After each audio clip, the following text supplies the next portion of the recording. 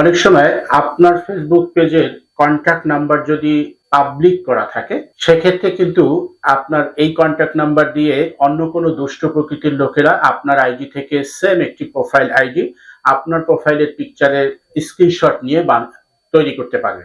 আর এই আইডি তৈরি করে যারা প্রতারক তারা কিন্তু হর হামেশাই দুর্নীতি বা অনিয়ম করে যাচ্ছে। এতে করে আপনি কিন্তু ঝামেলা বা আপনাকে হ্যাসেল পোহাতে হবে। আপনি যদি এটাকে নিরাপদ করতে চান তাহলে আপনি আপনার এই কন্ট্যাক্ট নাম্বারটি কিভাবে হিডেন করবেন, আজকের ভিডিওটি কন্টিনিউ করুন।